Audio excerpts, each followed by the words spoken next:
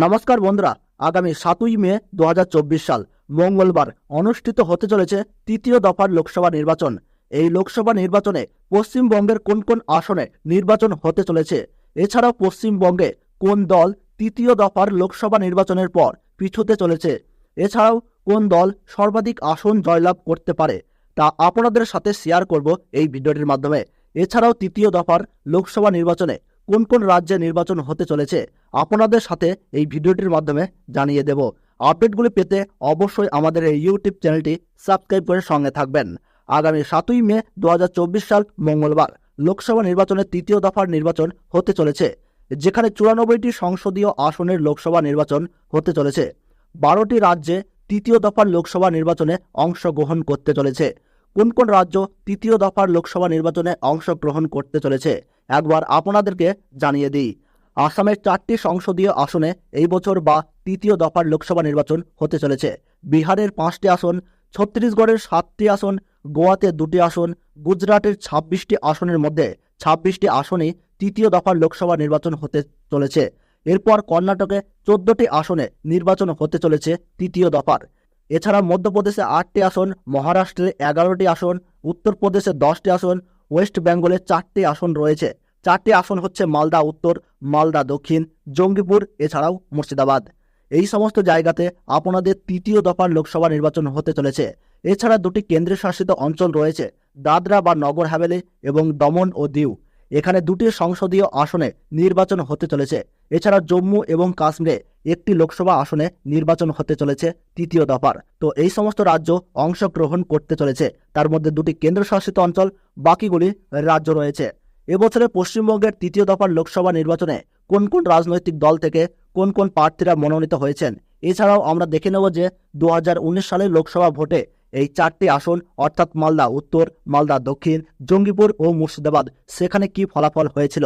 তো বন্ধুরা, সবার প্রথমেই আপনাদেরকে জানিয়ে দেব মালদা উত্তর, যেখানে তৃণমূল কংগ্রেসের মনোনীত প্রার্থী রয়েছে প্রসূন বন্দ্যোপাধ্যায় এবং বিজেপি তরফে মনোনীত প্রার্থী করা হয়েছে খগেন মুর্মুকে, এবং সিপিএম ও কংগ্রেসের যৌথভাবে প্রার্থী রয়েছে মোস্তাক আলম। এছাড়াও আইএসএফ প্রার্থী রয়েছে মোহাম্মদ সোহেল। তো বন্ধুরা, 2019 সালের লোকসভা ভোটে এই মালদাহ উত্তর লোকসভা কেন্দ্রে জয়ী হয়েছিলেন বিজেপি প্রার্থী খগেন মুর্মু।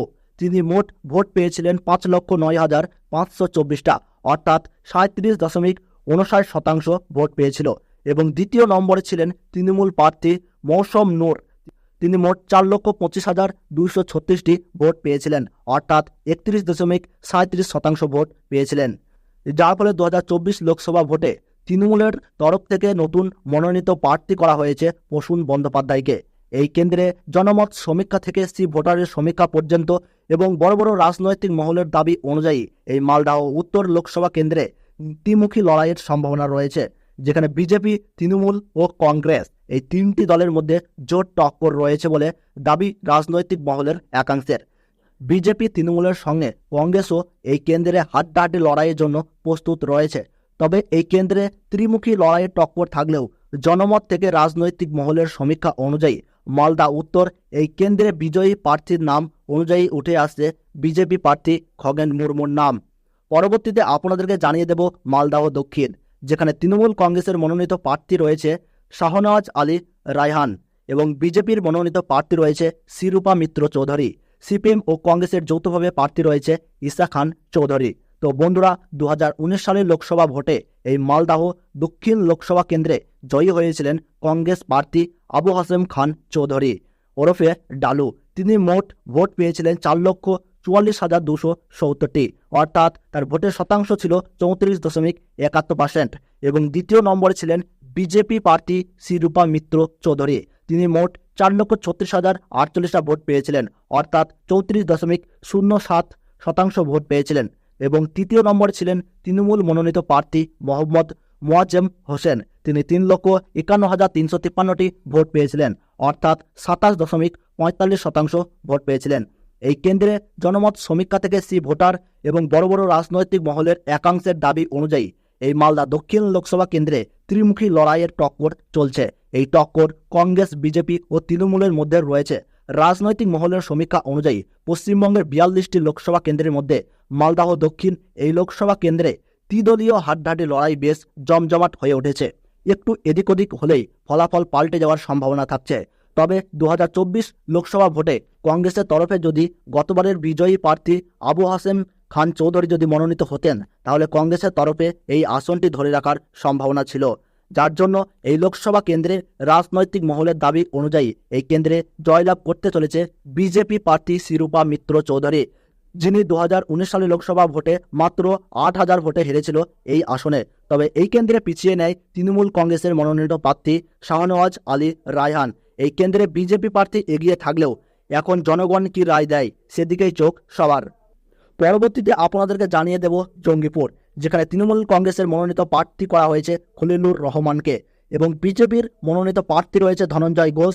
সিপিএম ও কংগ্রেসের যৌথভাবে রয়েছে মোহাম্মদ মুর্তজা হোসেন এবং আইএসএফ প্রার্থী রয়েছে শাহজাহান বিশ্বাস। তো বন্ধুরা, 2019 সালের লোকসভা ভোটে এই মালদহ দক্ষিণ লোকসভা কেন্দ্রে জয়ী হয়েছিলেন তৃণমূল প্রার্থী খলিলুর রহমান। তিনি মোট ভোট পেয়েছিলেন 5,62,838টা, অর্থাৎ 43.14%। এবং দ্বিতীয় নম্বরে ছিলেন বিজেপি প্রার্থী মাহফুজা খাতুন। তিনি 3,17,056টা ভোট পেয়েছিলেন, অর্থাৎ 24.30% ছিল তার ভোটের হার। এবং তৃতীয় নম্বর ছিলেন কংগ্রেসের মনোনীত প্রার্থী অভিজিৎ মুখোপাধ্যায়। তিনি 2,55,836টি ভোট পেয়েছিলেন, অর্থাৎ 19.61% ভোট পেয়েছিলেন। এই কেন্দ্রে জনমত সমীক্ষা থেকে বড় বড় রাজনৈতিক মহলের একাংশের দাবি অনুযায়ী এই জঙ্গিপুর লোকসভা কেন্দ্রে দ্বিমুখী লড়াইয়ের টক্কর চলছে। এই টক্কর গতবারের জয়ী দল তৃণমূলের সঙ্গে বিজেপির।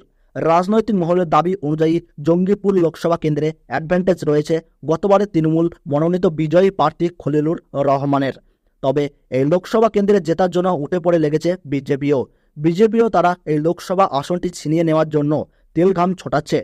তবে রাজনৈতিক মহলের দাবি অনুযায়ী এই জঙ্গিপুর লোকসভা কেন্দ্রে জয়ী হওয়ার সম্ভাবনা রয়েছে তৃণমূল কংগ্রেসের মনোনীত প্রার্থী খলিলুর রহমানের।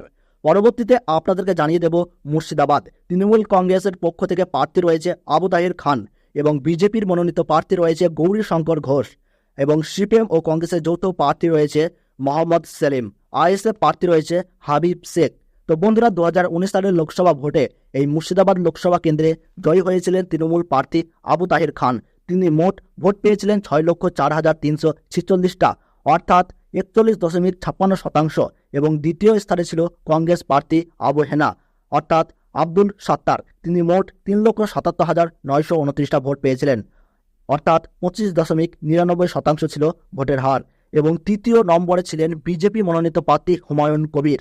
তিনি 2,47,809টি ভোট পেয়েছিলেন, অর্থাৎ 17.04% ভোট পেয়েছিলেন।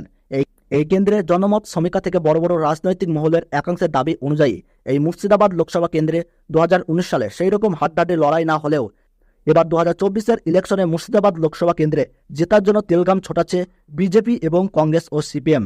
তবে 2024-এর লোকসভা ভোটে এই মুর্শিদাবাদ কেন্দ্রে হাড্ডাহাড্ডি লড়াই হবে বলে মত প্রকাশ করেছেন রাজনৈতিক মহলের বড় বড় রাজনৈতিকবিদরা। তৃণমূল, বিজেপি ও সিপিএম এই ত্রিদলীয় মুর্শিদাবাদ লোকসভা আসনে জেতার জন্য মুখিয়ে রয়েছেন। তবে এই লোকসভা কেন্দ্রে সম্ভাব্য জয়ী হিসেবে গতবারের বিজয়ী তৃণমূল মনোনীত প্রার্থী আবু তাহির খান জয়লাভ করার সম্ভাবনা রয়েছে। তবে এই লোকসভা কেন্দ্রে জনগণের রায়ই হবে শ্রেষ্ঠ রায়। তাই ফলাফলের দিন পর্যন্ত বিজয়ী প্রার্থীর নাম জানতে একটু অপেক্ষা করতে হবে। তো বন্ধুরা, ভিডিওটি ভালো লাগলে ছোট্ট একটি লাইক দিয়ে উৎসাহিত করবেন। আর আপনি কোন জেলার লোকসভার ভোটের ফলাফল জানতে চাচ্ছেন তা কমেন্ট বক্সে জানাবেন। এবং পশ্চিমবঙ্গের 42 আসনের প্রতি মুহূর্তের ফলাফল জানতে আমাদের এই ইউটিউব চ্যানেলটি সাবস্ক্রাইব করে সঙ্গে থাকবেন। তাহলে সকলে ভালো থাকুন, সুস্থ থাকুন। ধন্যবাদ।